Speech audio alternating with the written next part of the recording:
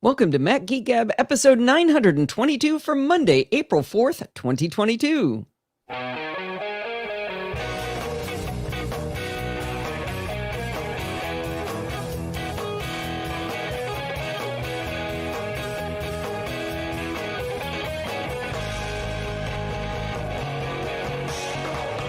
Greetings, folks, and welcome to Mac Geek Gab, the show where we take all your questions. You send in your questions. You send in your tips. You send in your cool stuff found. We take them all. We try to answer your questions. We share your tips. We share your cool stuff found. We string it together loosely into an agenda that we can follow that might be cohesive and coherent, such that we can reach our goal for each of us to learn at least 5 new things every single time we get together. Sponsors for this episode include LinkedIn Jobs at linkedin.com/MGG, where you can post your first job for free. Coda.io/MGG, this new document all-in-one web-based thing. We're actually going to start using it here for the show. I'll tell you more about that in a little bit too.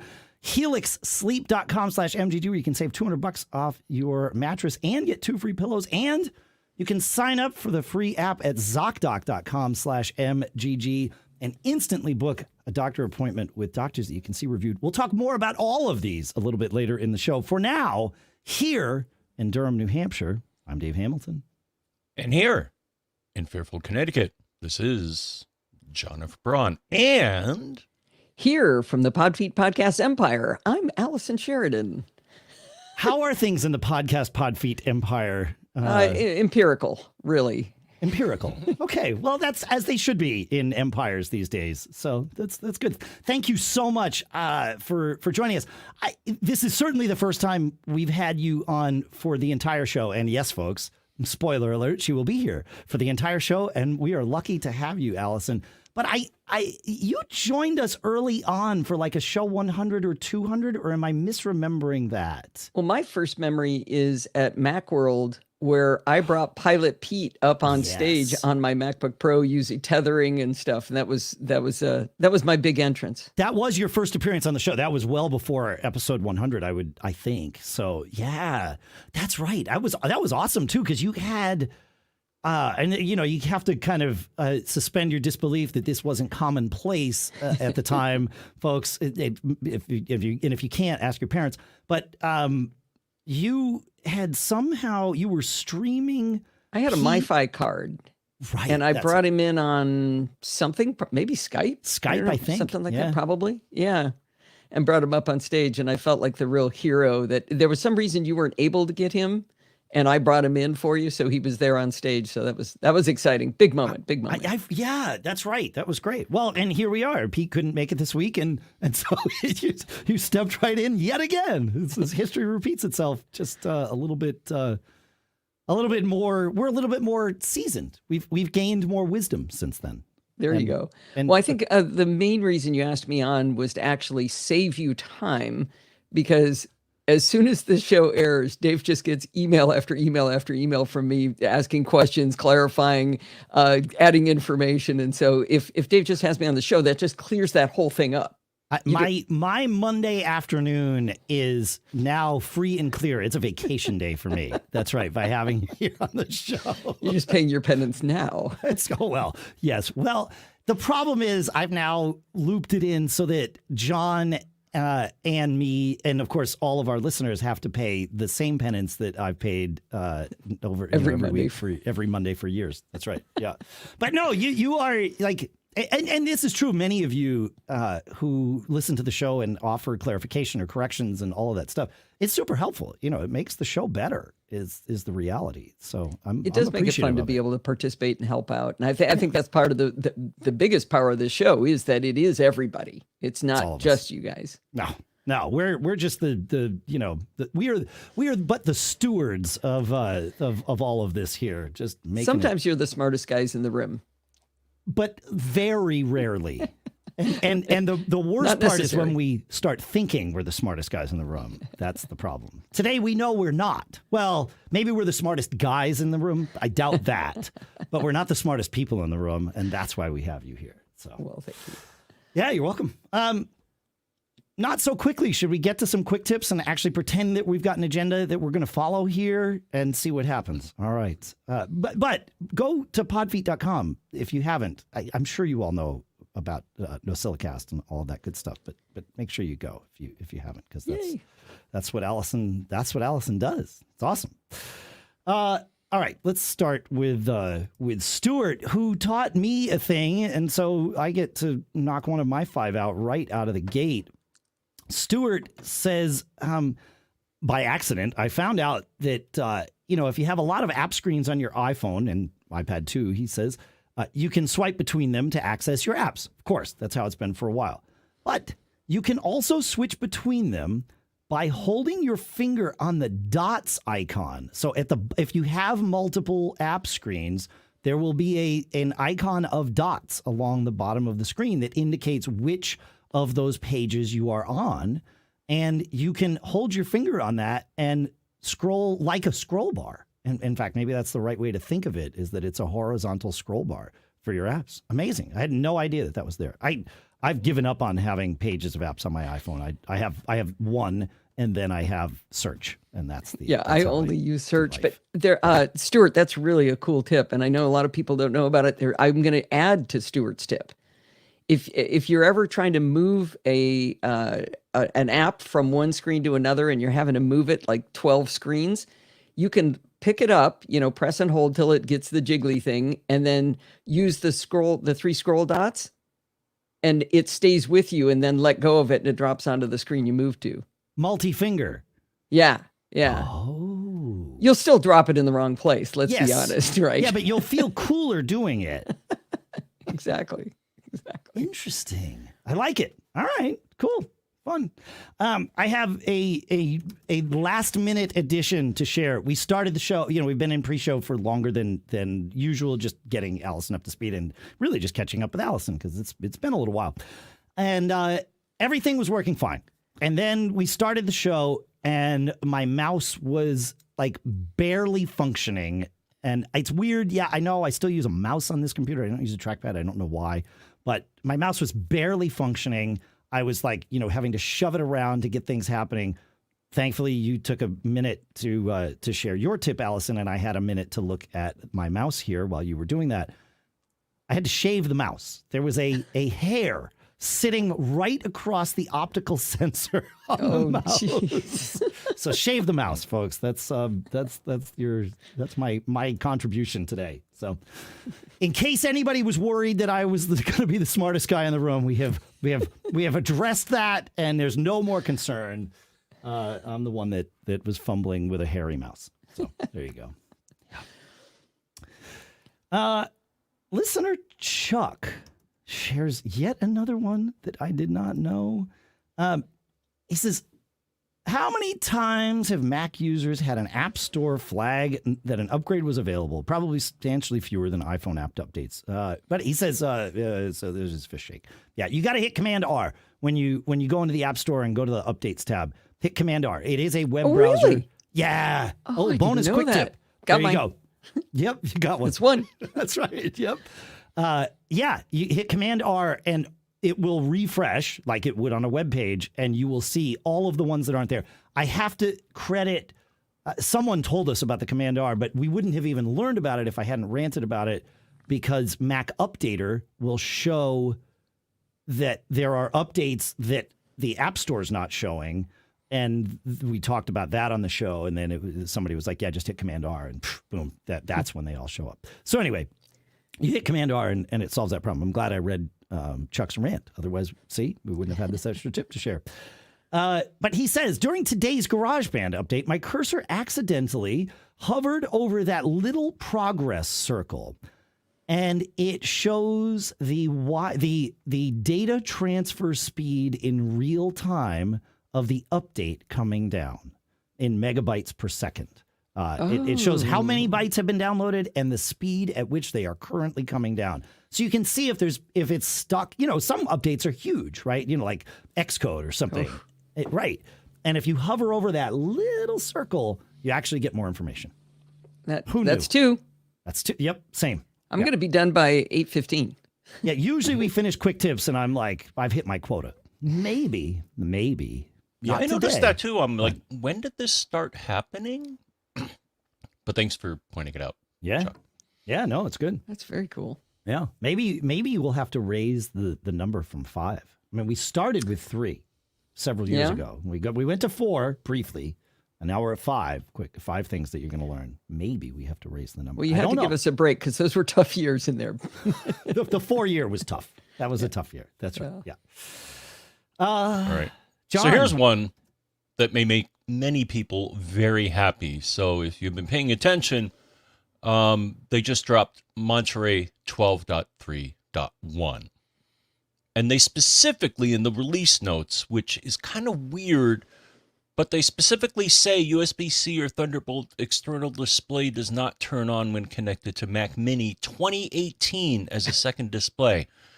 Well, the good news is this update solves that problem. It solves another problem that I don't have, but with Bluetooth devices. But yeah, it worked. So I'm back to my original setup.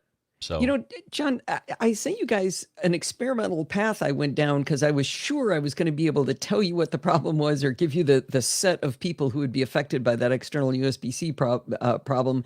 And I was completely unable to prove what I thought I was going to prove was I have a Cocopar 15-inch external USB-C display, and I got an email from them saying, don't upgrade to 12.3. It'll destroy everything. But they said Intel. And so I tested it on my Intel Mac, and it didn't break it. And so I wasn't able to prove the point. But yeah, there definitely was something wrong in 12.3. That's cool. They fixed it in 12.3.1. Yeah.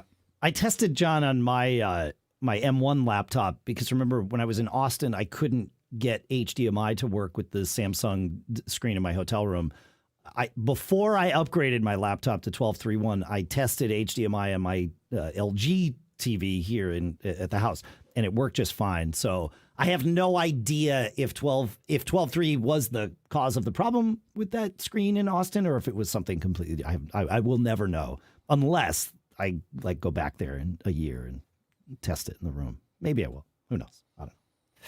So, I mean, I'm disappointed in that they broke something that's so fundamental.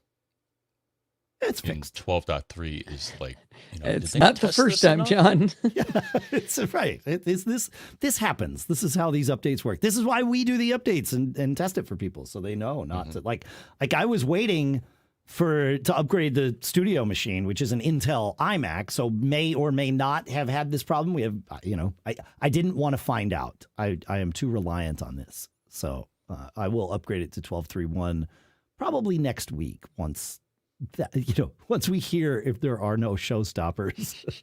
The good news is it's a very quick update. Yeah, it's one of the phone updates were just there was just a little bit needed to be tweaked, I think. I'm glad you said this, Allison. I did the update for my laptop this morning from 12.3 to 12.3.1, and it was bizarre. This was on my M1 Air, for those of you playing along at home. And I went to System Preferences. It says there's an update available. I hit Update. It said, agree to the terms and conditions, whatever. And then I watched it refresh that screen, and the Update Now button reappeared for 12.3.1. And I did that like 4 times. Ooh. And then I quit System Preferences and I rebooted my Mac and nothing. Like it came back up. It was fine, but still on 12.3. So I went back in, same thing a few more times, Update Now, agree to the terms and yada yada, but nothing happened. And then after a minute or two, I get the little thing in the notification in the upper right corner of the screen saying, your Mac needs to restart now to do the update. And I'm like, okay, great. Like, apparently you did it without telling me. I'll take it. Yeah. And I hit the thing, like, don't wait the 59 seconds, hit restart now. And the notification went away and nothing happened. And it was like, okay, that's awesome. So you had one job, updater. You have one job. Yeah, exactly. So I rebooted. I waited a little bit to see if, because sometimes it takes a minute and then suddenly it's like, oh, you're in restart mode. Haha. No, that didn't happen. So I manually restarted again. And during that restart, the update happened and everything has, at least thus far, been fine. So just like I said, super smooth and quick. Good. Yes, it's just like you were. I'm glad you said it was super smooth and quick because I wanted to share that I found that as well. All right. Peter, we're spending more. Quick tips are not quick today, but we knew that going in. Peter shares a thing about tab groups, and I'm looking to get as many opinions and thoughts on these as I can. So with you here, Allison, I definitely wanted to do this. He says, Dave, you mentioned you haven't really figured out a good use case for Safari tab groups. Let me share mine. I'm a university professor and currently a department chair and have many disparate things going on. I teach, I have things related to being chair, doing research, and maybe even a little coding. I've set up a tab group for the common web pages for each of these, which is nice because each has 5 to 10 tabs. So overall, I'd have, somewhere 30, 40, 50 tabs. When I sit down to work on something, I typically focus on one of the task groups and switch to the tab group that I need. Quite helpful. Clearly, the other advantage is that these groups are available across all devices, which means it's easy for me to jump around. Lastly, he says, I have a couple of tips with this. And this is interesting. He says, I usually keep 2 windows open in Safari, with one window being the tab group, and then the other one is just what I'll call my default. And he says this is helpful because any link from an external program, Mail, Slack, etc., will open in the non-tab group window. If you don't have a separate window open, then Safari will open a new window with the link that you clicked on. So it will not open links into a tab group, which that is almost a reason to want to figure out why to use tab groups, because having one group that's like untouchable, even if it's the frontmost one with focus, that's interesting to me. And he says Command Shift up or down arrow switches between tab groups. So here's your other tip. And then number 3, you can easily move tabs to different groups. Right click or control click on a tab and select move to tab group, and then you can send it there. So I really want to like tab groups. When I first looked at them in the beta, I think it was a beta of Safari. They gave it to us. We could play with that without doing the beta of the OS. And I thought, wow, this is Cat's Meow, man. I set up a bunch, but this does make it more useful so that other apps don't mess with this the tab groups. But the logic of tab groups being that if you change where you are while you have a tab group open, it just changed that tab group. I don't understand why they did that. That makes it, we have to completely relearn how to use a web browser in order to do that. And boy, I don't know if I can do it. Right. Yeah. Neuroplasticity is I'm a big fan. However, don't know how much I have left in the tank. Yeah. Exactly. Yeah. And I'm nearer the end of the road than you are. So I would love to be able to learn that. But. You're probably healthier than me, so maybe you're not. Who knows? I don't know. I try to remain pretty healthy. I don't like my problem with tab groups is that I have trained myself to use bookmark groups. And so a bookmark group, you can create a folder in bookmarks and open everything in that folder. It doesn't do anything special with them like a tab group does, of course, but it does open all those links. And usually I will do them, like I've mentioned, when I do my personal banking once a month, I have a bookmark group of those, but I use it as a to-do list. And as I finish dealing with one account, I close that tab and I know that I'm finished. And then by the end, I have no tabs and it's like, ooh, woohoo, I can check it off my to-do list. But if I do that in a tab group, now the tab group's empty. It's empty, right? And the same is true for like WordPress updates. I have several sites that, I manage here. One less now. Actually, not one less because now I have the MacGeekGab.com site that I have to manage. So it really is the same.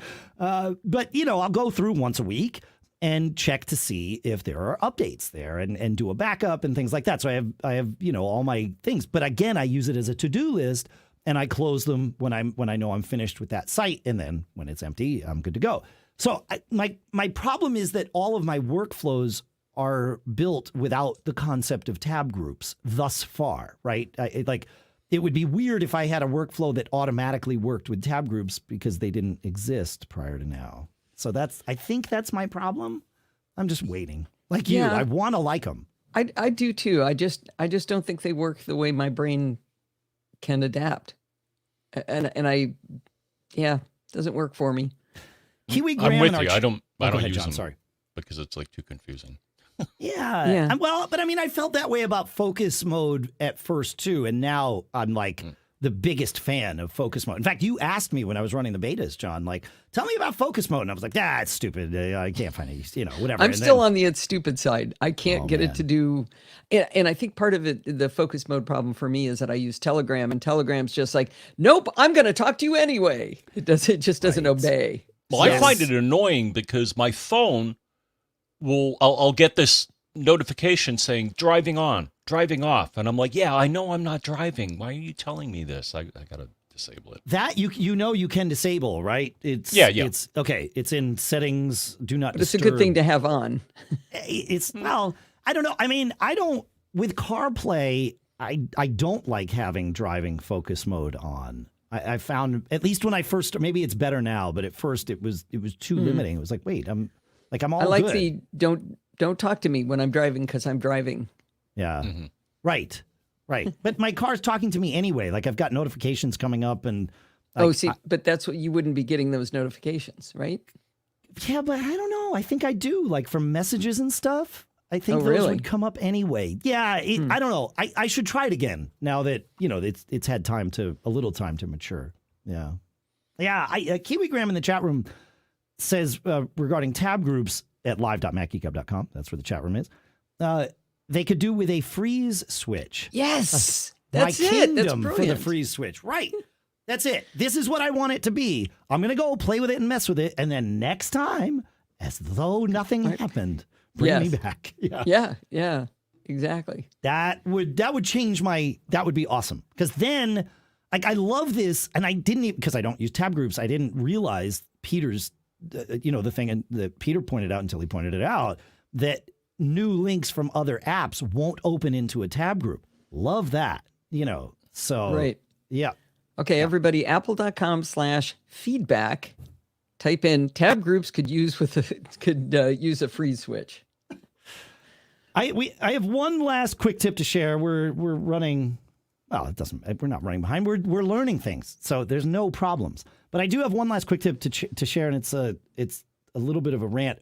For those of us that use Overcast, the podcatcher client, evidently on March 25th or thereabouts, there was a fairly sizable update that happened.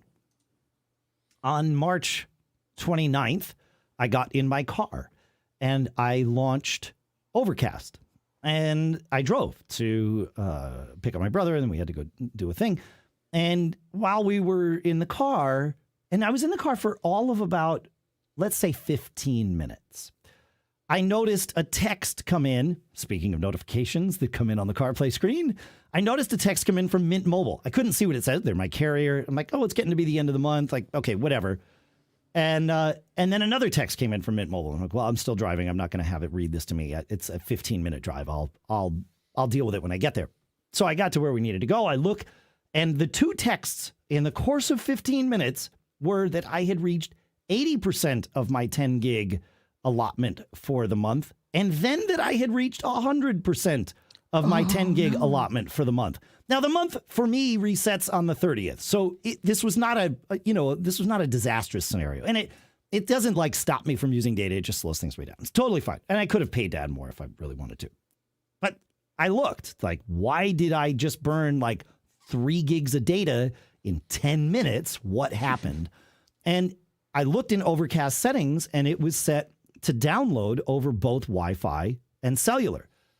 I know that this has never been an issue before because it's never been an issue before. And basically the only time I run Overcast is when I'm in the car.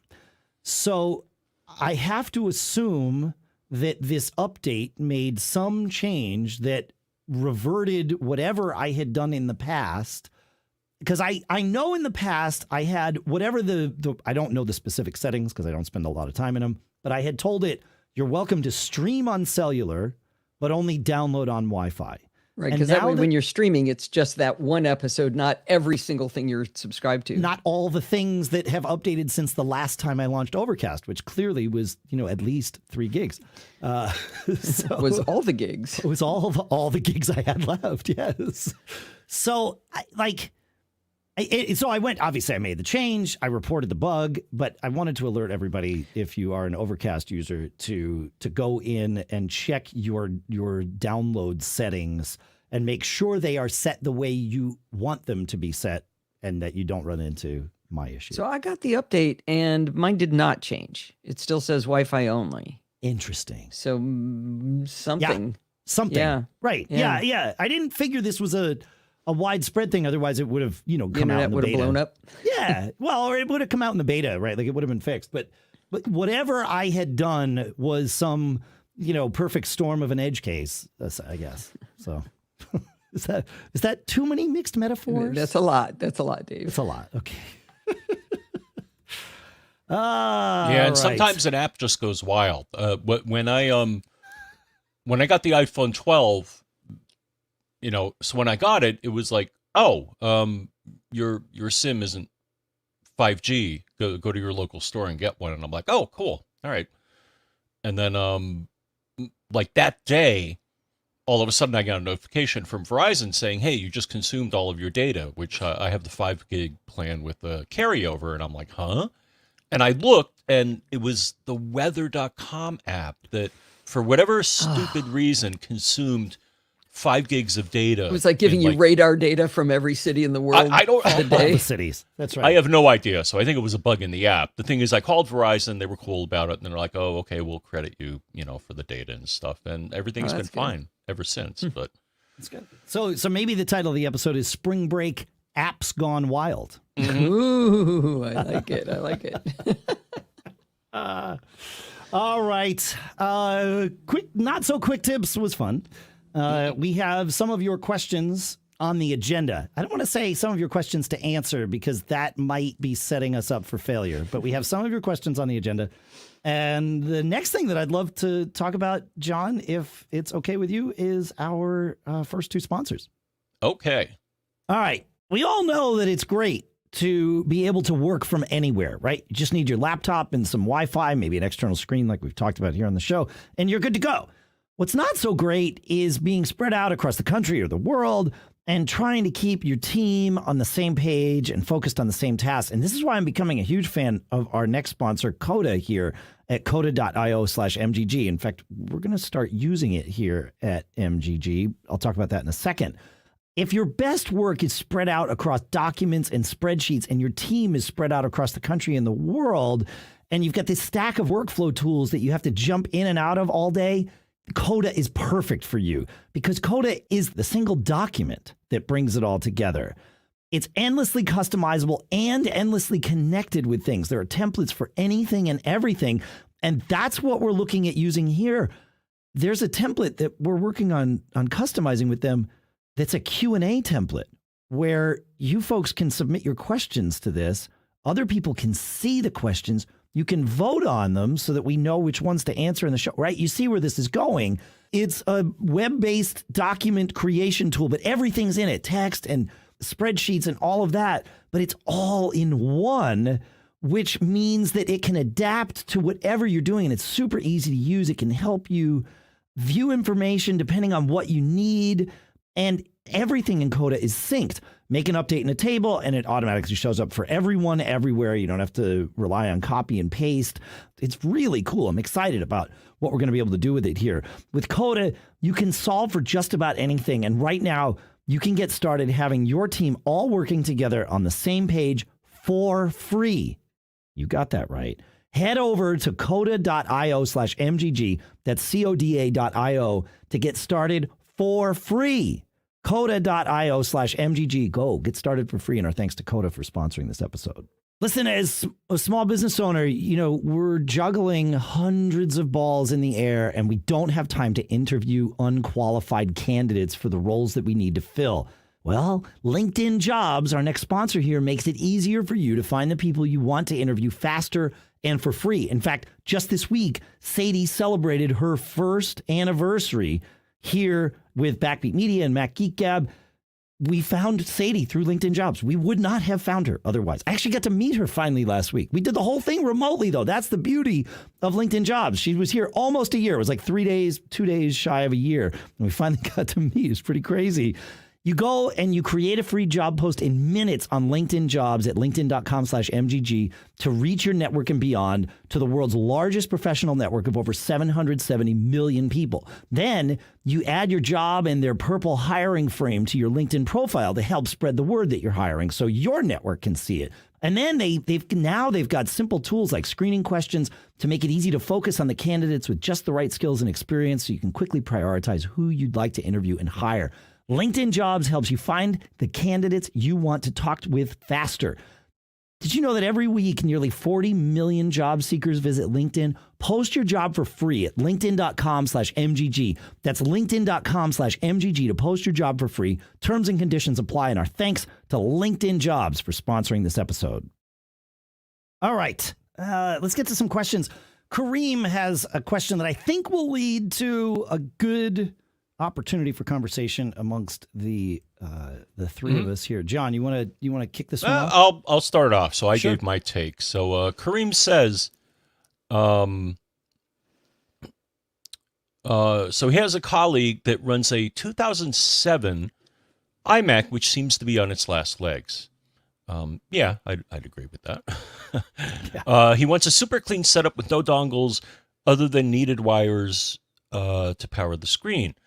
And wants to use it for him and his family as long as possible, so some future proofing is somewhat part of his plan. He doesn't do any heavy lifting in terms of video editing other than the odd drone shots. Do you have any suggestions? Will any of them work for him as long as he gets the largest storage option?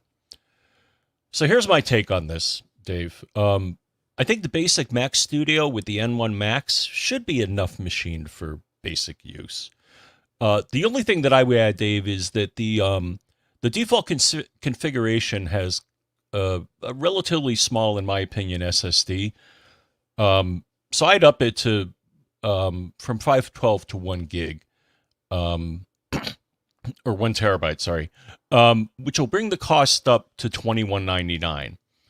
And that's how I have my MacBook Pro and my Mac Mini, which are both Intel currently, set up. Though then I thought, you know what? Speaking of the Mini, you may want to consider a Mac Mini with the M1. Adding RAM to 16 gigabytes and the SSD to 1 terabyte would run you $12.99, so you can save some coin.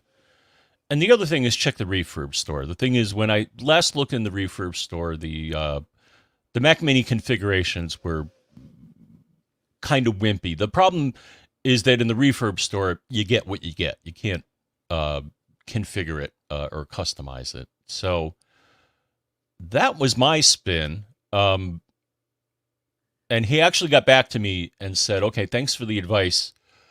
The only reason that I don't want to consider the Mini, which kind of surprised me, is that the Mini, or at least the current Mini, doesn't have an SD card slot. And apparently that's a requirement of his colleague. That's $1,000 slot. Yeah, I think you could get one a lot cheaper than $1,000. Yeah, so I mean, yeah, so you should be able to get a USB-C to SD card, adapter thing for. I mean, if you're going to buy, so that's my take. I mean, the Studio, I think, though, is just in general is too much machine. I'm not going to consider one because again, it seems to be too much machine for your average user, whereas I think the Mini is more mainstream for most people. At least it is for me. I don't disagree I still with got that. the 2018 one, and it does what I need. If you're going to get a dock, most docks, many docks, certainly many of your options will have an SD card reader in them. So you can definitely get a Mac Mini and add an SD card reader, if not essentially for free, because you're adding a dock anyway, certainly for far less than $1,000. And, your comment about the refurb store not having what you wanted, my advice to you is refresh that screen. They change all day, every day. And while we're recording this, which happens to be Friday, April 1st, which is Apple's birthday. Happy birthday, Apple. It's also Puck's birthday. He's 5 today. That's our cat. You can see him at Puck the Star on Instagram. They have the maxed out Mac Mini with an M1. It's got 16 gigs of RAM and a 2 terabyte SSD, and you can get that for $14.39. That would work for me. Yeah, that would work for you. If it doesn't, no Mac Mini is going to work for you because this is as good as it gets. Yeah, and so check that, or use refurbtracker.com, refurb-tracker.com, which will alert you. You can really get granular with your settings, and if you understand how their lookups work, you could even create a lookup for a product that is not yet in the Refurb store.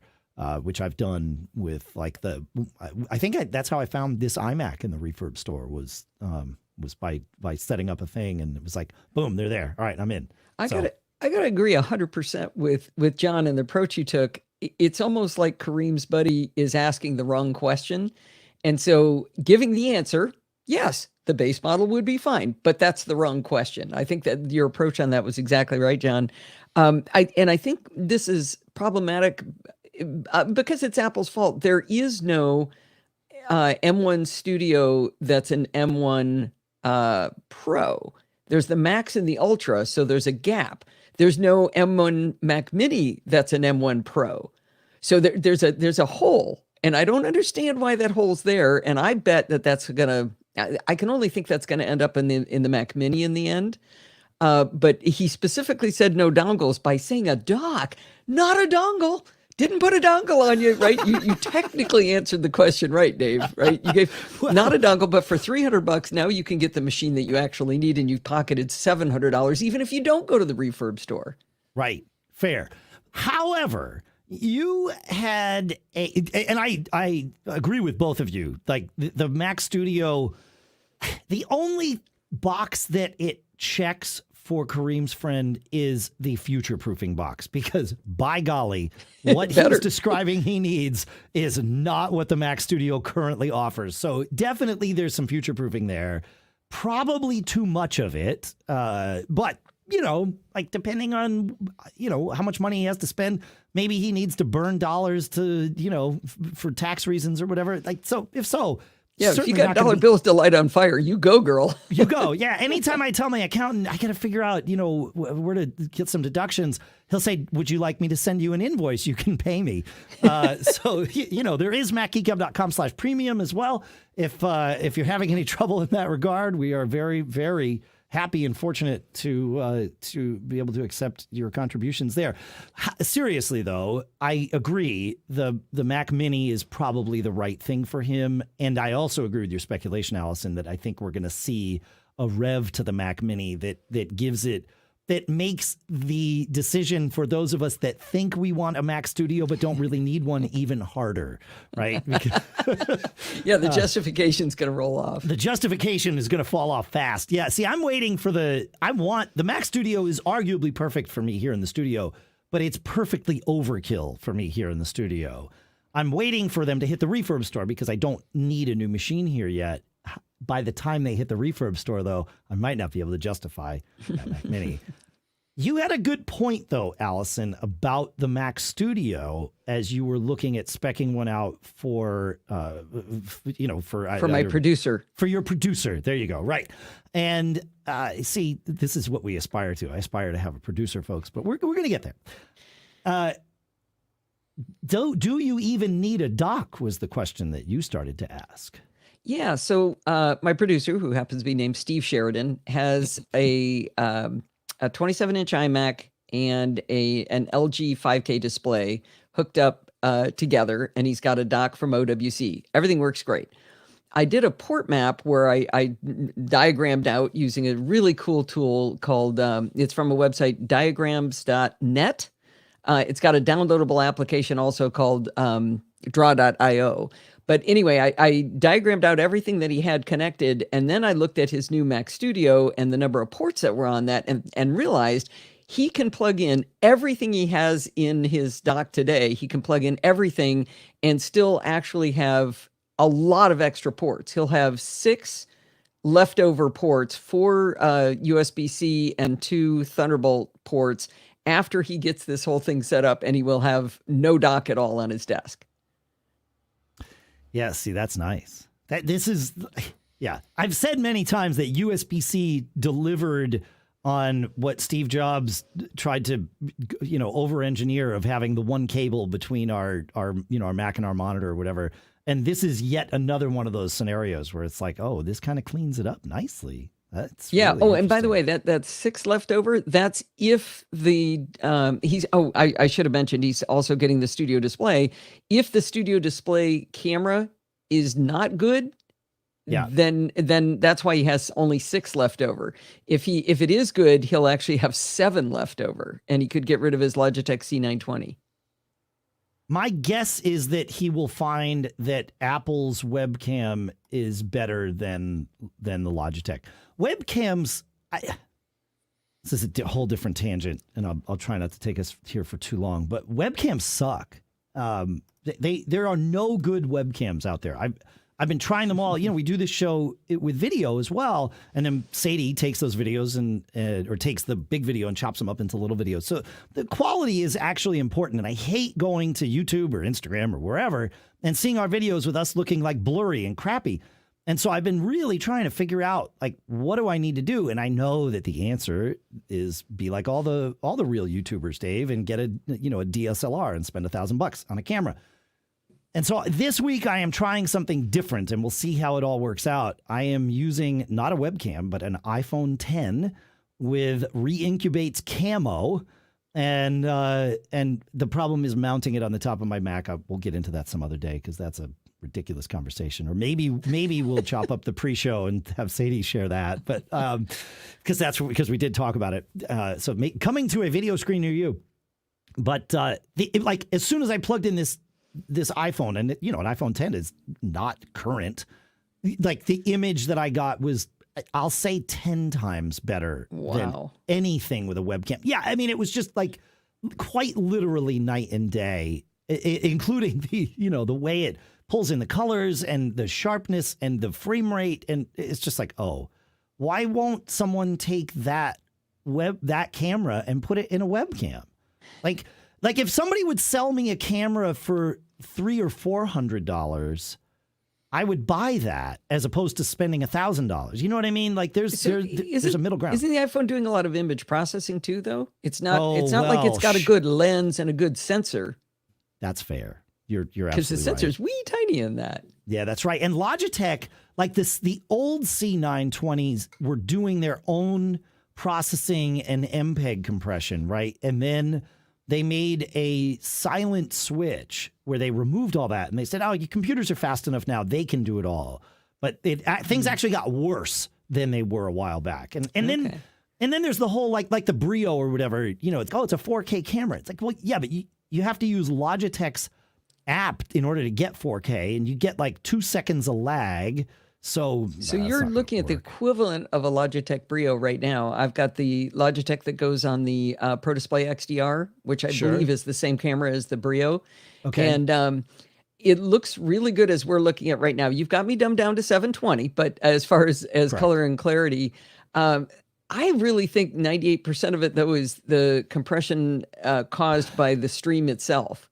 Because I've seen how my wrong. You may be disappointed when you see how this comes out. You'll go, wait, it looked great when we were talking to each other. Yes, I am expecting that, in fact. And so then it might be, okay, well, now we need to upgrade StreamYard to let us do 1080p with that and start down that path. But as I've learned from at least audio recording, you got to have good source material in order to have good produced material, right? Right. So I do mine at 4K into Mimo Live for my live stream. But to tell you the truth, I never go back and look at it. So I should take a look and see how it looks on recorded YouTube. Well, I will go and look at yours, and maybe Mimo Live didn't work for us; it was not nearly stable enough. But there are other engines out there, and we are happy to use different ones. So yeah, you're right though. I might be disappointed, but I had to solve this problem first. Like, and if it didn't look good, if it's garbage in, right. If I can't get QuickTime or whatever locally, I don't even know if Re-Incubate Camo works with QuickTime. So that's probably a bad example. But if I can't get it to look good locally, then it's irrelevant. So yeah. Right. Plus, it's fun to use an iPhone for it. That's kind of cool. You would think if there was a way to mount an iPhone on top of my IMAX monitor display thing, that would Without make a it spider. fun. I have this stupid spider thing. You'll see it in a thing at some point, folks. It's ridiculous. Anyway, John, Andy, do we have any more on this one, or shall we? Okay, great. You want to take us to Ricardo and Yes. Universal Control? There was a mystery that we were speculating about in a prior episode, in that how does Universal Control know where my auxiliary screen is? Yeah. I mean, it's not ultra wideband, which is what Oh, it the isn't? AirTag does. I was thinking they were doing some fancy RF thing or something like that, and then he wrote in and said, "Oh no, let me explain it to you. The way it works is that the first edge of your screen that you use is what Universal Control will pick." And I'm like, okay, let me try that. And I tried that on both, between my MacBook Pro and my iPad, and my Mac Mini and my MacBook Pro. And I was like, nope, that's not it, dude. Well, it kind of is. And then my esteemed colleague Dave chimed in and said, well, what if you restart? And I'm like, okay, let me try that. That's the answer. So Universal Control, the first setting, the first time you scroll to either the right or left is what it will lock in until you restart. Oh, so that's I'm the glad answer. you brought that up, John, because I had it where the first time I used it, I went, whoa, that's really cool. And then the next time I went to use it, it was on the wrong side. But I had probably played with it somewhere after a restart and not noticed that had happened. I just assumed it was using ultra wideband. Do we know it's not? My conclusion is no. Yeah, but how does it know the first? Oh, it knows the first time because you pushed that direction.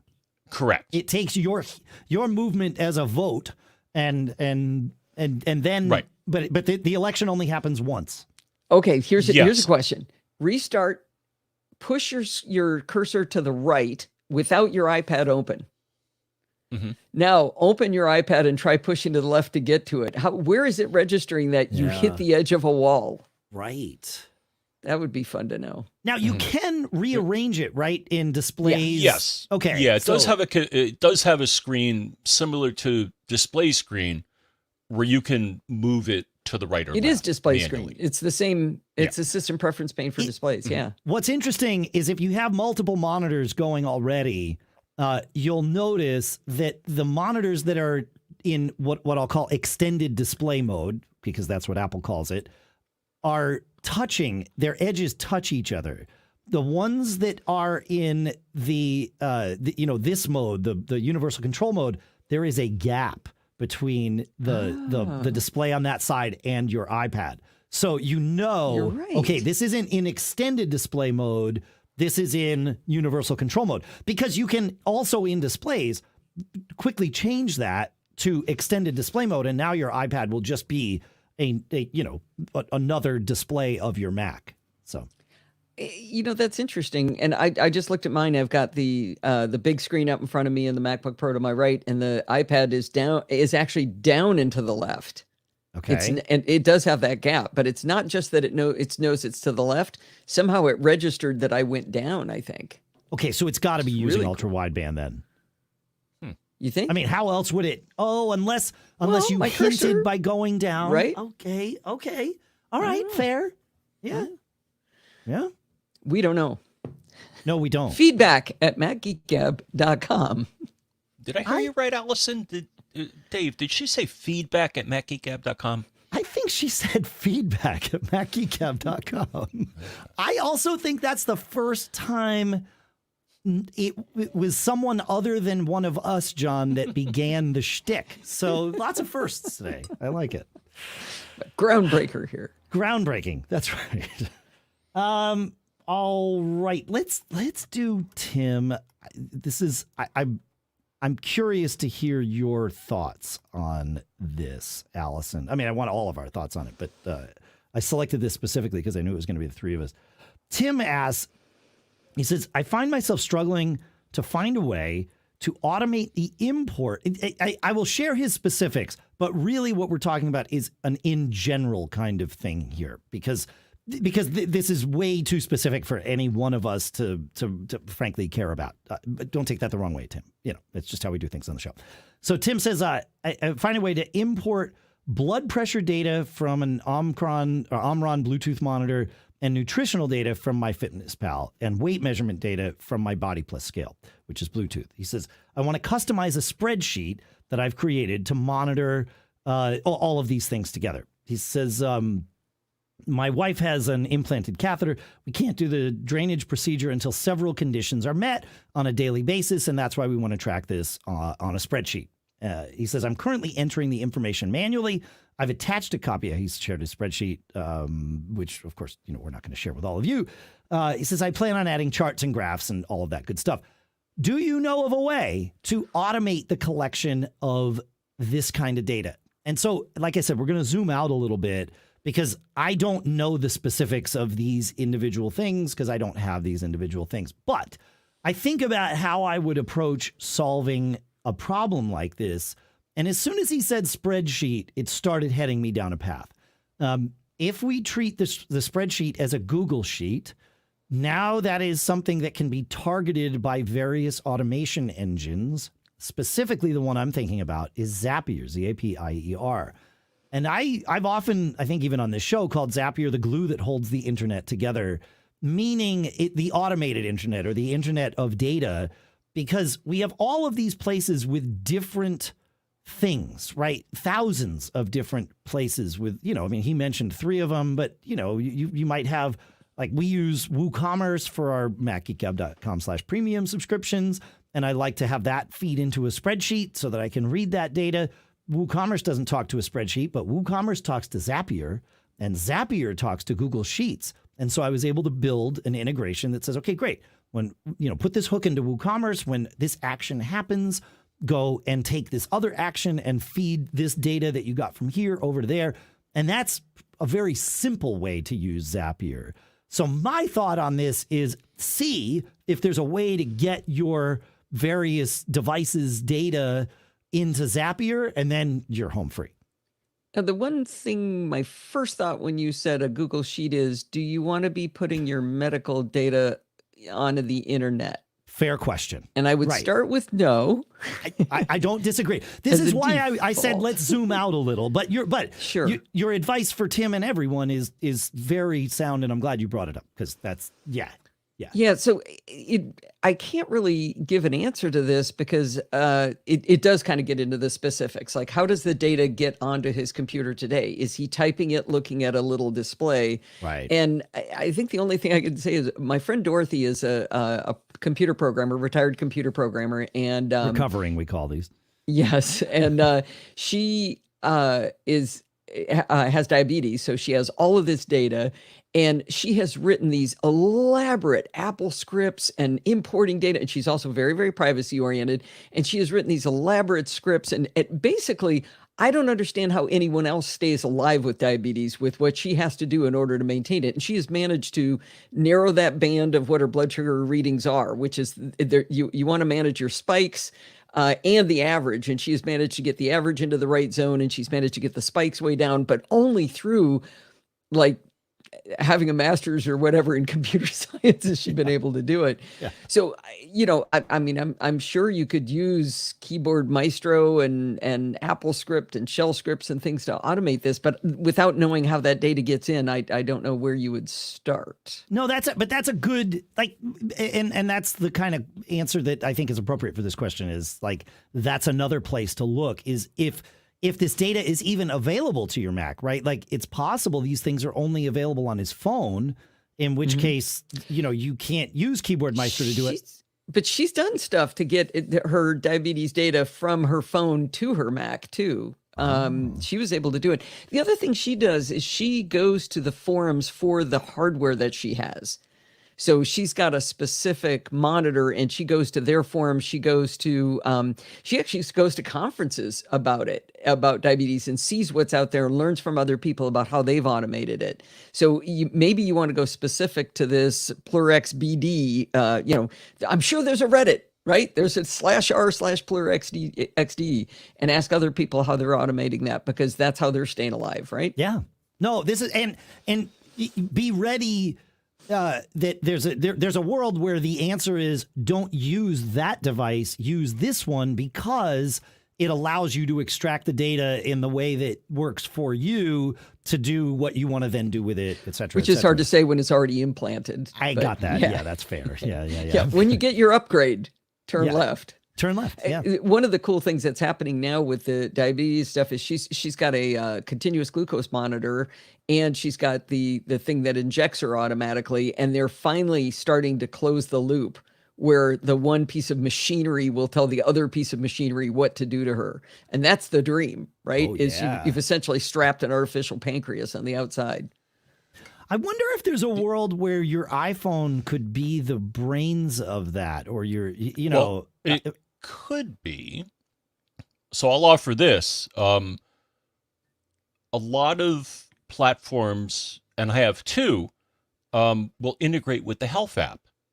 So I have a smart scale, which will beam the data into the health app. And then also, when I get my blood tests to monitor various things, there's a gateway between Quest and Health where you can import that data as well. So perhaps find a device that advertises integration with Health. Can you do shortcuts based on, like, can shortcuts see your health data if you let them? Ooh. Right? Because that would question. be the key The here. glue. The glue. Thank you. Yes. I don't know. This is why I wanted to have this conversation amongst the three of us, because I figured everybody would. This was the right group. Yeah. Yeah. This is a case where I'm sure there's somebody listening who's yelling the answer at their phone, right? That's right. And where would they send that feedback? That's right. You got it. Yeah, please do. Obviously, this is interesting to all of us. Like I said, you zoom out from the specifics that each one of us needs to do, and then we might start to get somewhere.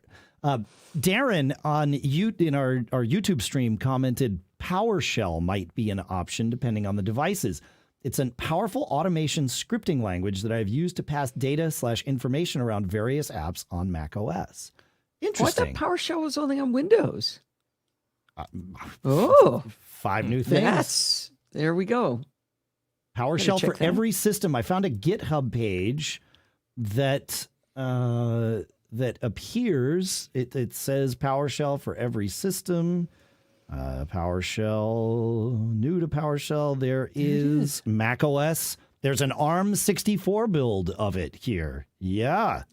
So wow, March 23rd, 2022, installing PowerShell on macOS, Microsoft Docs. Bingo. There you go. That's new news. That's news. Yeah. Yeah. Wow. Look at that. Interesting. Good. Now supports macOS. Brilliant. It might have for a while, but that's a pretty up to date. That's like last week. So at least as we're recording this is last week, but last week and a half. Yeah, there you go. Fun. All right. We have some cool stuff found, maybe even a cool stuff made to share, and perhaps another question or two to get through. The next thing that I would love to do, Mr. Braun, is talk about our next couple of sponsors, if that works for you. All right. Well, I was traveling for like 12 days or whatever, and there were a lot of things I missed. Some of my family was out with me, so I was fortunate not to have to miss them, at least not for the whole trip. But I definitely missed sleeping in my Helix bed. I would say that I've said that outside of the context of them being a sponsor, but they are our next sponsor here. This mattress is super comfortable, and it's no surprise that it's comfortable because Helix Sleep has a quiz that you take. It just takes 2 minutes to complete, and it matches you and your body type and sleep preferences to the perfect mattress for you. Lisa and I took the quiz together. We came up with the Midnight mattress, and it's perfectly matched to us. And Helix knows that we're all unique. And so they have all these different mattress models to choose from. Soft, medium, firm, mattresses that are great for cooling you down if you sleep hot, and even a Helix Plus mattress for plus size folks. So if you're looking for a mattress, you go take the quiz. You go to helixsleep.com/MDG. You take the quiz, you order the mattress that you're matched to, and then it comes right to your door. It's shipped for free. You don't have to go to the mattress store. They've got a 10-year warranty, and you get to try it out for 100 nights risk-free. They'll pick it up for you if you don't love it, but you will. And Helix is now offering up to $200 off all mattress orders and 2 free pillows for you, our Mac Geek Gab listeners, at helixsleep.com/MGG. So go, helixsleep.com/MGG. Check it out. Take the quiz. And our thanks to Helix Sleep for sponsoring this episode. You know, finding and booking a doctor who's right for you doesn't need to be a terrible experience, but it sometimes is, right? You know, will they take your insurance? Will they understand your needs? Will they be available when you can see them? And with our sponsor, Zocdoc, the answer can be a refreshingly pain-free yes. Zocdoc is a free app which shows you doctors who are patient-reviewed, who take your insurance, and who are available when you need them. So you get to go read up on local doctors, get verified patient reviews, and see what other real people have to say about their visits and experience with these doctors and their offices and all of that stuff, so that when you get there, you're set up to see someone in your network who gets you, and it's not a surprise.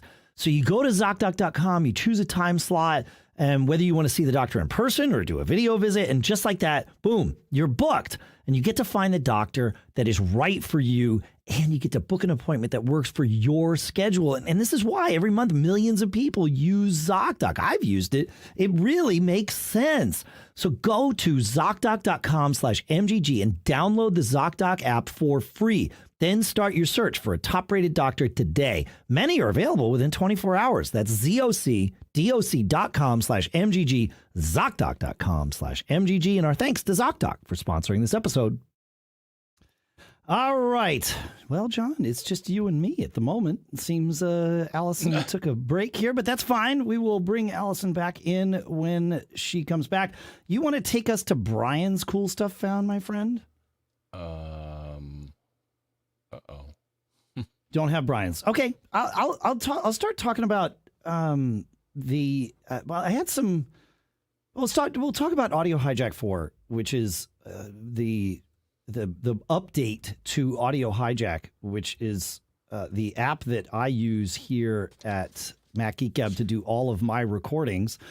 And version 4 has been in beta test for a while. We've actually been testing it, all of you listening to recordings of Mac Geek Gab, for certainly the last month or so, and occasionally before that have heard things recorded with Audio Hijack 4. But it adds some features which I have used some of them and am eager to use others.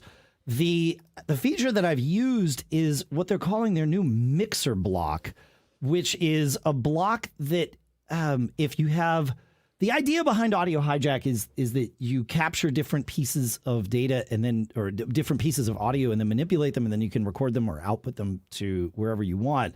And for example, when I was in Austin a couple of weeks ago recording the show, John, I had to I don't bring a mixer with me, so I have to have different volume blocks in Audio Hijack to control your level versus my level versus the level of the theme music and all that.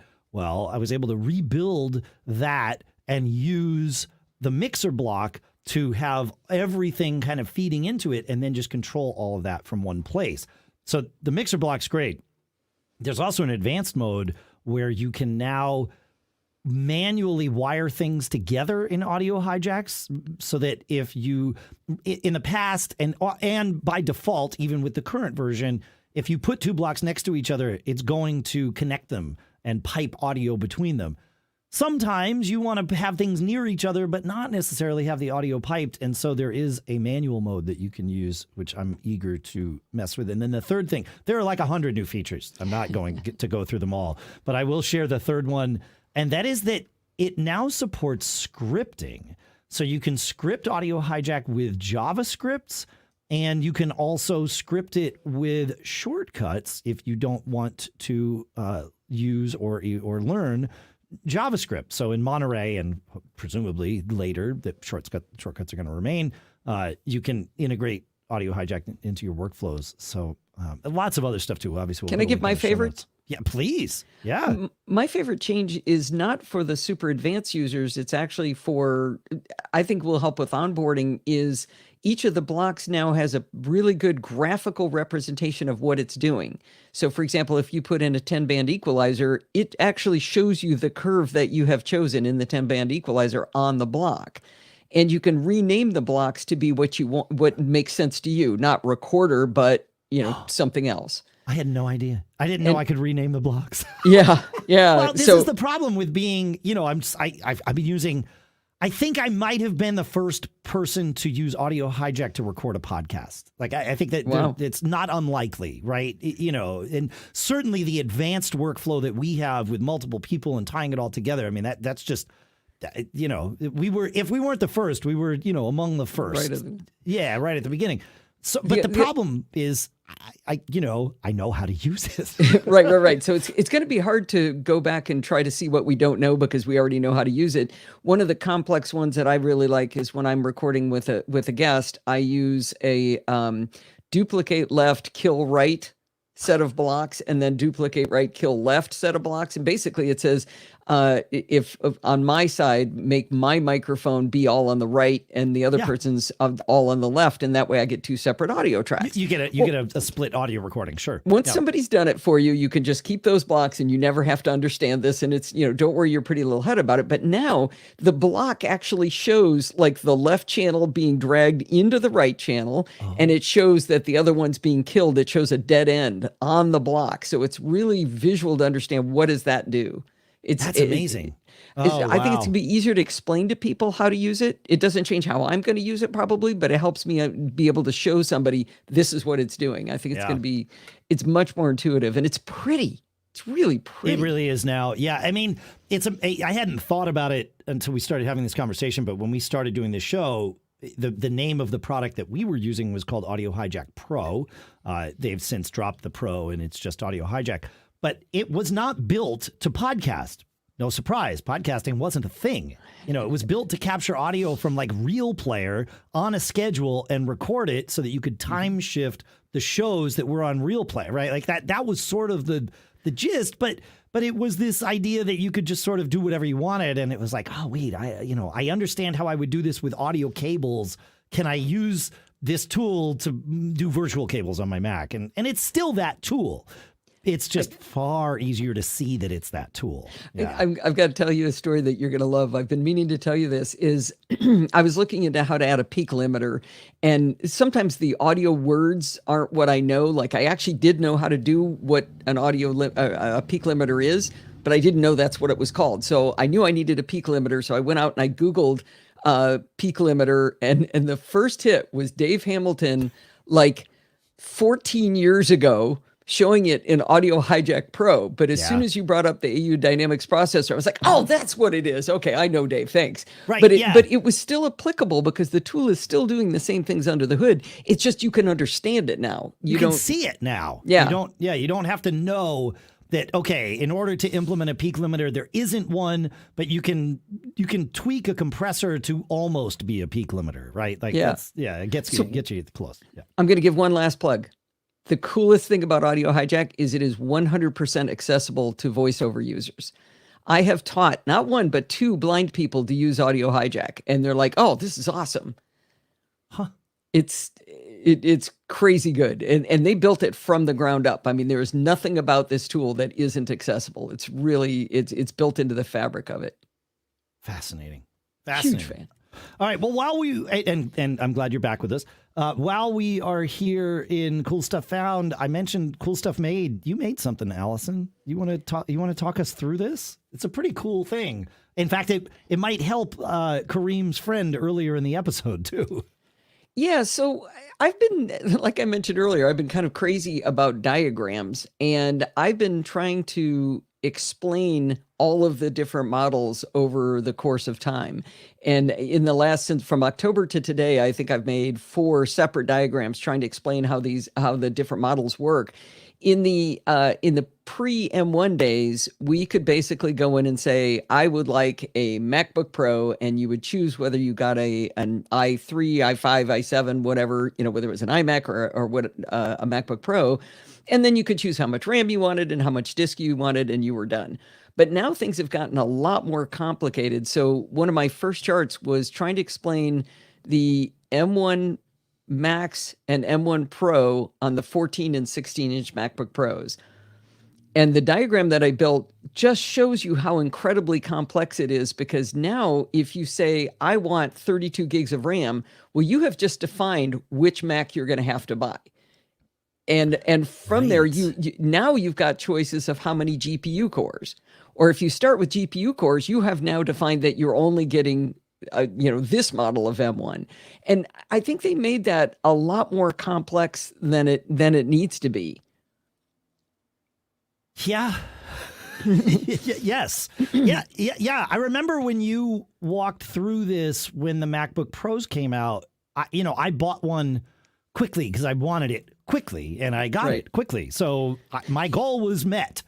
However, had I read your piece, I would have realized that I could have gotten what I wanted / needed, although I really didn't need it. In fact, I've proven that because I don't even have it anymore. I gave it to my son.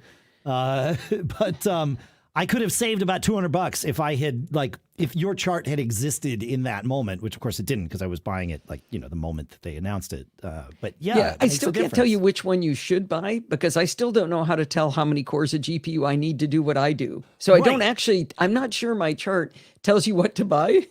It just tells you the implications of those decisions. Well, but it also told me that it was available. There was a weird path to get there, because I chose whatever processor, and then had I was already down a path into choosing more GPU cores than I realized I needed. If I'd chosen the lesser version that doesn't have the processor I wanted and has less GPU cores, but upgraded just the processor on the build to order screen, then I could have gotten there for $200 less, whatever. Yeah. So thank you for saving the world $200. So the next thing that I did was I looked at what's happening right now is the entire M1 family that we've got, and it's really interesting how many M1s there actually are, because the iPads are M1s, the 24-inch iMacs are M1s, the Studio is M1s. We've got a plethora of M1 family devices now, and so the second chart that I made really highlighted how about that hole that we were talking about, that there is no M1 Pro if you don't have a laptop. It doesn't exist. Right. And that's what came out of the M1 fan. And I put the date on that chart, because as soon as they upgrade the Mac Mini, we'll know what goes in there next. The date is arguably one of the biggest pieces of text on this chart, and understandably so. Yeah, not by accident. Yeah. And on DTNS, Tom Merritt was asking me, he said, well, is it really that much more complicated than it used to be? So the chart that's at the top of the post that we're talking about shows the death dates of all of the devices that were available when Steve Jobs walked back in on, I didn't realize it was to the day that he left.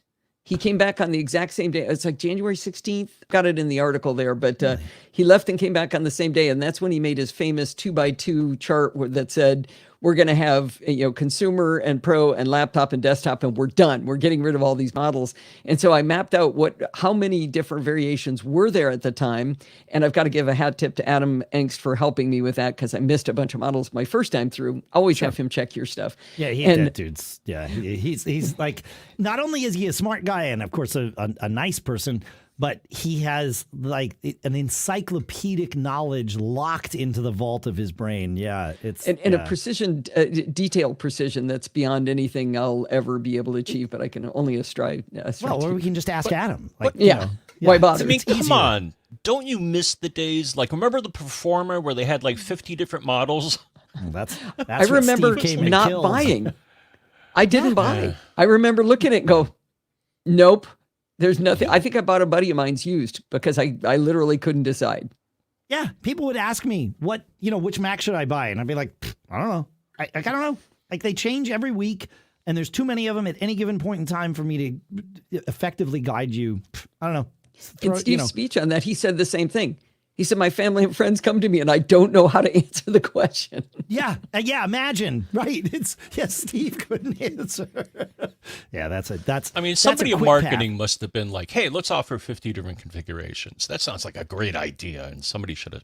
My guess is it was not marketing driven. I mean, what Steve Jobs did was made it a marketing decision, right? Like by doing that 2x2 grid. This was an engineering thing. Like, well, some people are going to want this and some people are going to want that. And some dude over in Kasketchewan, asked for this. I don't even know if Kasketchewan is a place. I think I just made that up. But he John asked for it. So John might be right, though, because Adam said that some of these configurations were because this one was in Costco and this one was at Walmart or something like that. They were at specific stores. I'm making up the stores, but, they were in different stores. I'm making up names of places. It's all the same. Yeah. It was the Walmart in Kasketchewan. So yes. Yes, they were the ones that wanted it. It was the Cost-Mart in Kasketchewan. Yes. Says the smartest guy in the room. But it's almost like buying a car is just give me a configuration. Yeah.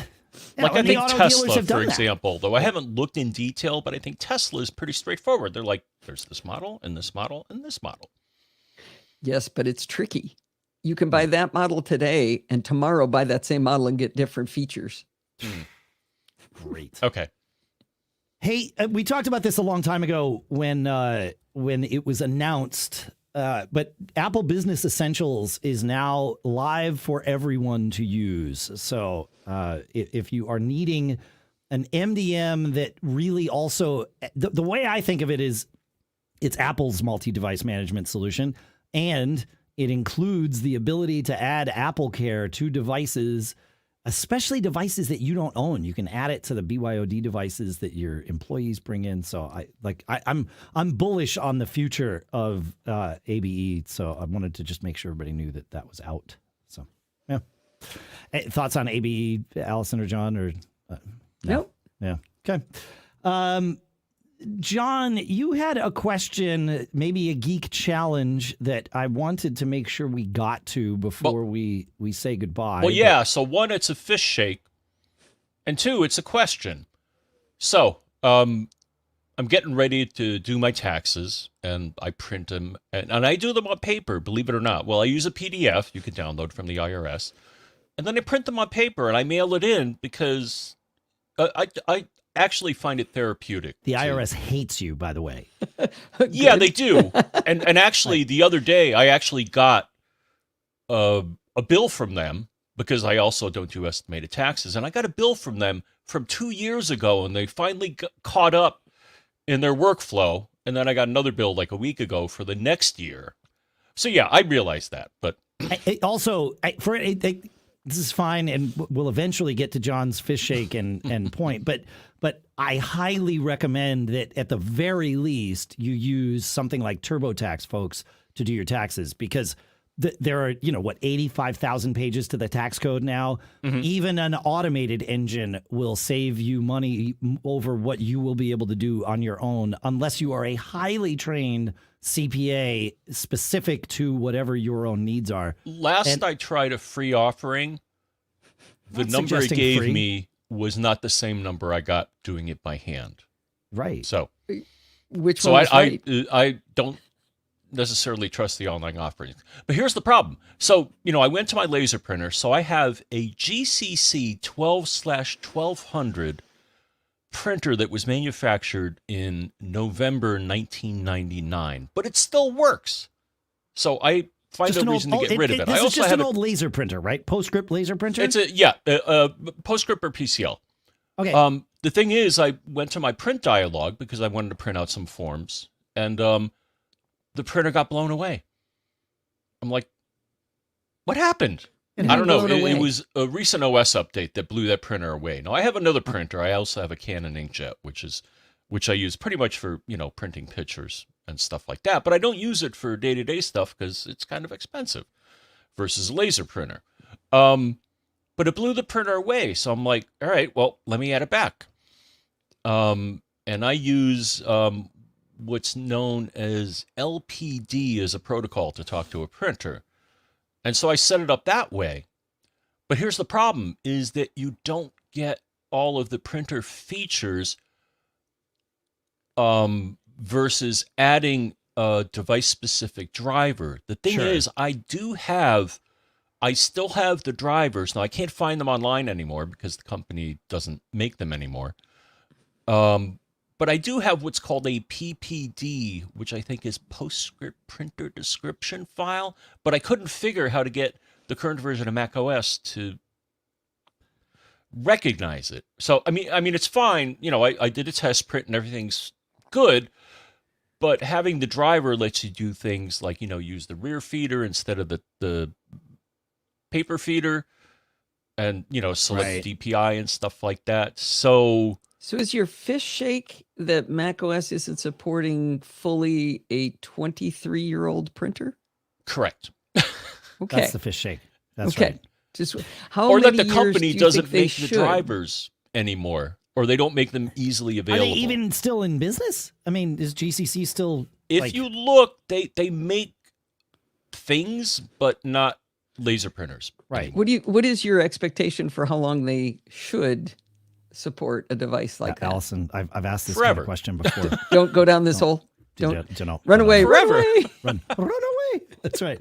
I mean, I did find a site that advertised having the driver available, and I downloaded it, and it was a .img file. But when I tried to open it, it's like, well, there's nothing in here. So, sorry. So the trick will be your PPD would be the.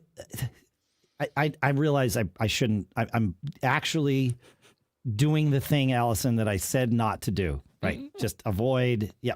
I will point out that a year and a half, 2 years ago, whatever it was, I took a perfectly good multifunction laser printer and decommissioned it from use in my office because HP was no longer making drivers for this printer for the versions of macOS that I was using. And that had been the case for probably 10 years. And finally, I decided I want to move on. So let it go. I think that's going to be Actually, we could turn this around. Let's not make it a fish shake. What if it's a glorious... Do you realize you can still use a 23-year-old laser printer in its most fundamental mode on a modern Mac? That's right. Amazing. Mm-hmm. That's amazing. Yeah. It's not a fish shake. No. Wow. And That's there cool. might be a path, John, to taking the PPD, the PostScript Printer Definition File. I'm pretty sure that's what PPD stands for. If my lizard brain memory was right in inserting that into my mouth. The trick is figuring out where on macOS Monterey to put that PPD so that it shows up for selection in the printer dialog for the generic PostScript printer. I tried that, and I find a reference. I think it's Okay. library printers. I found something. Yeah. And put the PPD file in there, but it didn't. It doesn't didn't show appear. up. Okay. Yeah. You know what you're really looking for? You're really looking for the developer of ViewScan from Hamrick.com to do the same thing that he does for scanners to do it for printers. Well, he didn't need to for a while because Gutenprint existed, right? And Gutenprint was exactly what you're wanting here, John, right? Like that was the key to, I think they called it like GIMP print or Gutenprint. It changed, but I don't think Gutenprint exists for Monterey or perhaps even prior to that. But the whole project was exactly like what Hamrick has done for scanners. Gutenprint did for printers, and had Dialog, had the drivers for printers that the manufacturers stopped updating effectively.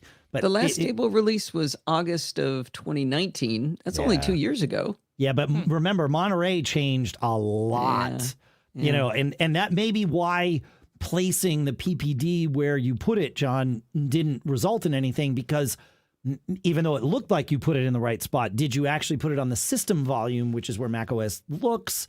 And the answer is no, because the system volume is not writable, right? So, like, there might be a way, but there probably isn't. And to Allison's point, amazing that in its most basic form, you can, a PostScript printer is a PostScript printer, yay, all hail standards, right? Because here we are. It works. That's and my miracle. multifunction printer worked for the same reason, but not to fax. And not, I don't know that I fax all that much anymore, but not to scan. And that was kind of the thing that I needed. And so it was like, now it lives in the house as a copier and a printer. And it's fine. And I have a I new bet one. ViewScan can make it scan. It cannot. No. Wow. I didn't think it was possible. I've talked with him over there begging him. It was like, no, not that one. He's like, that one. There was something specific about what Too hard. HP did. It was like, yeah, no. So yeah, it was too old. Like it was, it wasn't quite as old as John's, but it wasn't that much newer. So Geriatric. What's that? Yeah. But it doesn't owe you anything. Like you can, go any money you spend on this is not like it's not a crime. Like that printer has more than served its useful It doesn't value. owe you anything. That's a good way to look at it. It doesn't owe you anything. That's the story of my life. Otherwise, I'd like freak out about stuff. But it's like, that thing doesn't owe me anything. Like, come on. But again, my biggest gripe is why did macOS remove that printer from my printer dialog? Well, it probably was using an incompatible driver. Yeah, I mean, maybe it was like, oh, not going to do that. Yeah, that's not going to work anymore. I mean, remember, 12.3 made, and I realize we're running long here, so my apologies, I guess. 12.3 made a lot of changes that we're still finding out about. I mean, one was your monitor thing. That was unintentional. The change to removing Python, that was very intentional and still broke a lot of things. We recently found out from listener Mace that he found out accidentally that macOS 12.3 replaced, no longer has Nano, a text editor on the command line. It replaced it with Pico by doing a symlink from Nano to Pico. Now, on first blush, Nano and Pico look almost identical in the editor, on the screen. So you might not even notice that it changed. However, he had aliased Nano to Nano with lots of command line switches, and his command line switches did not work with Pico. Oh. So he had to go, and I told him, I said, well, you can do brew install Nano, right, with Homebrew and put Nano back on your Mac if you want. Or you could just go through and figure out how to invoke Pico with those same, the analog of those switches, and then you're future-proofed with air quotes, because, but yeah, 12.3 made a lot of fundamental changes. That is, I want to say that's unique for a point level macOS to make that many. Like this was like a macOS 13 type release with that many under the hood changes that really screw with developers. Yeah, because if they were going from 12 to 13, then developers would say, okay, I really need to understand every implication of this new OS. But 12.3, you're just like, oh, it's just a point release. It's a point release. Yeah. But no. It's interesting. If you type in nano space and a file name, it launches, but at the top of the window, it says Pico. And that's what you were talking about, the symlink. Yeah. That's the symlink, right. A symlink is like an alias, like we know of as an alias in the Finder. And so if you do a LN, well, let me do which nano. So it's user bin nano. So if you do ls-lhat/user/bin/nano, you will see that it is, am I not on 12.3 on this Mac? Wait a minute. Why do I still have Nano here? This is weird. I am on 12.3. No, I'm not on. Oh, right. I was saying earlier, I did not yet upgrade this Mac to 12.3 because I didn't want it to mess up all my monitors and everything. So now I will upgrade from 12.2.1 to 12.3.1. So yeah. But it won't say that anymore. You'll see a little pointer that says Symlink. So, yeah. Fascinating stuff. Anything else before we bang the gong, as it were? And there's a reference you can ask your parents about. But I think I've told you everything I know. This is it. I've told you more than I know. So there you go. As a shout out to our friend John Martellero. He used to say that all the time. Actually, I want to do a shout out to Dan Moren, and it gets back to the whole idea of making an application or a piece of hardware work beyond its means. He said, "I break up with software before it breaks up with me." Oh. So you know that thing where you find out it's end of life, but you keep using it because you're just hoping it'll just this unnatural desire for it to stay, and you don't want to give it up, and then you end up down the road of misery. He breaks up with the software before it breaks up with him. That's really good. I love that phrase. I mean, it's but yeah, there's a power to that. That's a good way to live, because otherwise you find yourself in these scenarios where it's like, the thing that I've used forever doesn't work. And it's like, well, yeah, but it doesn't. You knew it wasn't going to for a little while. There's usually warning signs, right? Dan doesn't just start using new software for no good reason. Right. He knows, okay, I'm seeing the end here. I see the brake lights ahead. I'm gonna get off the exit quick. Yep. Yeah. I even did that with my beloved Clarify, one of my favorite applications of all time, for creating documentation with screenshots and text and annotations and stuff. And they did move it to 64-bit, but they said this is the end of the road. And I simply stopped making tutorials because there was no substitute for it. Now there is now a tool called Folga at folga.me, folge.me. It's actually a Ukrainian developer named Alexei Sabrinny, if I pronounce that correctly. Okay. It's pretty cool. And I just did a Screencast Online tutorial for it. And you can actually watch that one for free with a free sign up to Screencast Online, if I can advertise a little bit right there. Sure, of course. But Ukrainian developer, gotta love it. And it's a pretty cool tool. That's great. Cool. Anything else, John, before we bring the band in? All right. It was an interesting, today was the first day, and really it was in our pre-show break. I stepped outside onto the deck because it's like almost 60 degrees, so not cold. At least not cold for those of us here in New Hampshire, Allison. I realize 60 degrees is when you break out the parkas and yeah. But it's like 60 degrees, so not cold. The sun is shining bright, and it was raining. And it was like, right, this is spring in New England. Right. So I stood out and enjoyed some of the looking at the sun in the rain and no clouds, it's just a weird thing that happens here in the spring. So that's your version of sunshine, is sunshine with rain. Well, no, that's my version of a clue that it is spring. This is what happens here. So, all right. I like this. I break up with software before it breaks up with me. I may have to adapt a version of that for my son with what he's going through with Reed's dwindling computer science department. But, we'll see. We'll see what happens. All right. Anything else? I got anything else? I had fun. Thank you for having me. This was a real blast. I had fun too. Thank you for coming. This was great. Yeah, you fit right in. It's almost like we all knew each other already. Practically, almost like we'd had gin and tonics together, huh, John? Almost. Yeah, it's almost that time. All right. I look forward to the next time we get to have gin and tonics together, Allison. Yes, we need to do that. Yeah, I'm sorry our schedules did not work to do that when I was in the Southern California more recently. Yeah, the fact that you were like 12 miles away and we couldn't make it happen. Couldn't make it happen. Yeah. Yep. I couldn't make it happen. There was another friend that I was trying to get together with too, and it was like the same thing. It was like, yeah, okay, it's just not going to work. It's fine. Can't get whatever. there. And I'm not going to be at MacStock either because I'll be in Iceland. Okay, so I have this. I was saying to somebody the other day that I'm gonna, if MacStock is offered in person, and there's still no guarantee of that, but it seems like it probably could be. I'm gonna have to make Sophie's choice, and I'm really not happy about this. So, yeah, it's such a great conference. Anybody who's listening, go to it. It's fantastic. Yeah, go. Even if Allison and I don't go. John, what are your thoughts on MacStock now that we're here having evidently another conversation?